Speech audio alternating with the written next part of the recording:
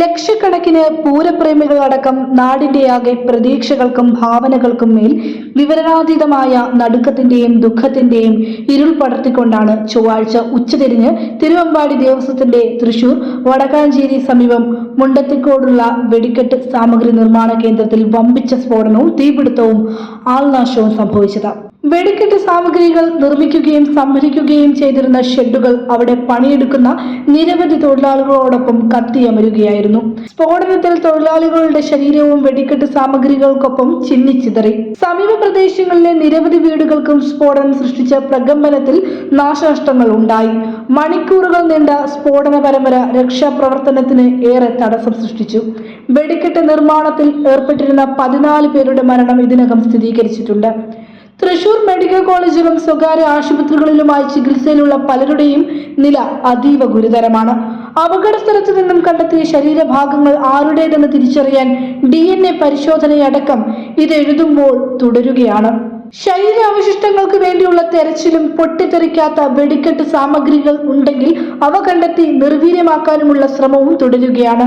40ഓളം പേർ വെടിക്കെട്ട് നിർമ്മാണത്തിൽ ഏർപ്പെട്ടിരുന്നുവെന്നാണ് അനുമാനമെങ്കിലും സംഭവ സമയത്ത് എത്ര പേർ അവിടെ ഉണ്ടായിരുന്നുവെന്നതിൽ അവ്യക്തത തുടരുകയാണ്. ഇന്നലെ ചേർന്ന സംസ്ഥാന മന്ത്രിസഭാ യോഗം സംഭവത്തെ സവിശേഷ സംസ്ഥാന ദുരന്തമായി പ്രഖ്യാപിച്ച് വിരമിച്ച ജസ്റ്റിസ് രാമചന്ദ്രൻ നായരുടെ നേതൃത്വത്തിൽ ജുഡീഷ്യൽ അന്വേഷണം പ്രഖ്യാപിച്ചിട്ടുണ്ട്. ദുരന്തത്തിന്റെ പശ്ചാത്തലത്തിൽ ഇക്കൊല്ലത്തെ തൃശൂർ പൂരം നടത്തിപ്പിനെ പറ്റി ആലോചിക്കാൻ മന്ത്രിമാർ, ജനപ്രതിനിധികൾ, പൂരം നടത്തിപ്പുകാരായ ദേവസ്വങ്ങളുടെ പ്രതിനിധികൾ, ഉന്നത ഉദ്യോഗസ്ഥർ എന്നിവരുടെ യോഗം ഇന്ന് ചേരുന്നുണ്ട്. ദാരുണ സംഭവത്തിന്റെ പശ്ചാത്തലത്തിൽ വെടിക്കെട്ടും മറ്റ് ആർഭാടങ്ങളും കൂടാതെ കാര്യമാത്ര പ്രസക്തമായി പൂരം ചുരുക്കുന്നതിനെ പറ്റി വിവിധ കോണുകളിൽ നിന്നും ആശയവും ആവശ്യവും ഉയർന്നിട്ടുണ്ട്. സംസ്ഥാനത്തും രാജ്യത്തും വെടിക്കെട്ട് അപകടങ്ങളും പടക്ക വെടിക്കെട്ട് നിർമ്മാണ ഇടങ്ങളിലെ അപകടങ്ങളും തെല്ലും പുതുമയുള്ള കാര്യമല്ല. മുണ്ടത്തിക്കോട് ദുരന്തത്തിന് തൊട്ടു മുമ്പാണ് തമിഴ്നാട്ടിലെ വിരുദനഗർ ജില്ലയിൽ 25 പേരും ആന്ധ്രാപ്രദേശിലെ കാക്കിനാഡയിൽ 21 പേരും പടക്ക നിർമ്മാണശാലയിൽ സ്ഫോടനങ്ങളിൽ കൊല്ലപ്പെട്ടത്. കഴിഞ്ഞ 100 വർഷങ്ങൾക്കുള്ളിൽ കേരളത്തിൽ മാത്രം വെടിക്കെട്ട് അപകടങ്ങളിലും വെടിക്കെട്ട് സാമഗ്രി നിർമ്മാണ സംഭരണ ഇടങ്ങളിലും ഉണ്ടായ 51 അപകടങ്ങളിലായി 474 പേർ കൊല്ലപ്പെട്ടതായി കണക്കുകൾ സൂചിപ്പിക്കുന്നു. അതുമൂലം വ്യക്തികൾക്കും കുടുംബങ്ങൾക്കും സമൂഹത്തിനുമുണ്ടായ നാശനഷ്ടങ്ങൾ ഊഹാപോഹങ്ങൾക്കും അപ്പുറമാണ്.